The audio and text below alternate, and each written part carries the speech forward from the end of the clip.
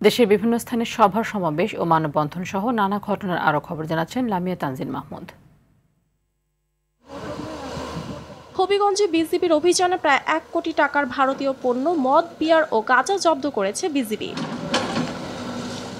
নোয়াখালীর হাতিয়া ও লক্ষ্মীপুরের রামগতি এলাকায় অভিযান চালিয়ে 4টি কার্গো বোট বোঝাই প্রায় ৩৫ লাখ টাকা মূল্যের ১৪০ টন কয়লা সহ ২ চোরা কারবারিকে আটক করেছে কোস্টগার্ড। সাভারে অবৈধ ৫টি ইটভাটায় অভিযান চালিয়ে ১০ লাখ টাকা জরিমানা করেছে পরিবেশ অধিদপ্তরের ভ্রাম্যমাণ আদালত। বিভিন্ন অনিয়মের অভিযোগ পেয়ে নোয়াখালীর সোনাইমুড়ি উপজেলার মিনি স্টেডিয়াম নির্মাণ কাজে অভিযান চালিয়েছে দুদক। অব্যবস্থাপনা, অপরিচ্ছন্ন পরিবেশ ও হাটের জায়গা দখলের অভিযোগে লালমনিরহাটে হাতিবান্ধা হাটে ১৬০টি দোকানে উচ্ছেদ অভিযান পরিচালনা করে উপজেলা প্রশাসন। পরিবেশের ভারসাম্য রক্ষা ও শিক্ষার্থীদের দুর্ভোগ লাঘবে নরসিংদীর পলাশী ইরিগেশন প্রকল্পের খাল পরিষ্কার করেছে পলাশ থানা ছাত্রদল।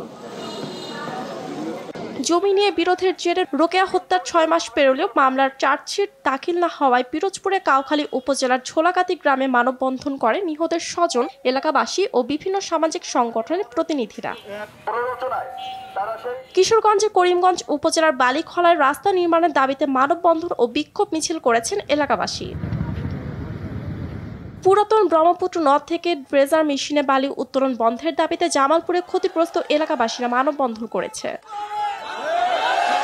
মেহেরপুর সদর উপজেলার ১১ জন প্রতিবন্ধীকে হুইল চেয়ার এবং ২১ জন দরিদ্র মেধাবী ছাত্রীকে সাইকেল উপহার দিয়েছে উপজেলা প্রশাসন।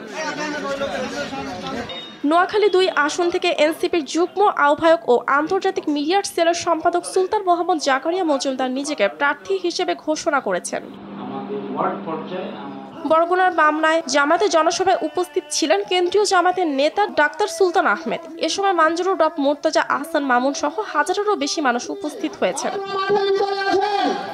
ত্রয়োদশ জাতীয় সংসদ নির্বাচনকে সামনে রেখে কেন্দ্রীয় ঘোষিত ৪৫ দিনের কর্মসূচি সফলভাবে সম্পন্ন করাতে বর্ণাঢ্য শোভাযাত্রা, আলোচনা সভা ও দোয়া মাহফিল করেছে মাদারীপুর জেলা জাকের পার্টি।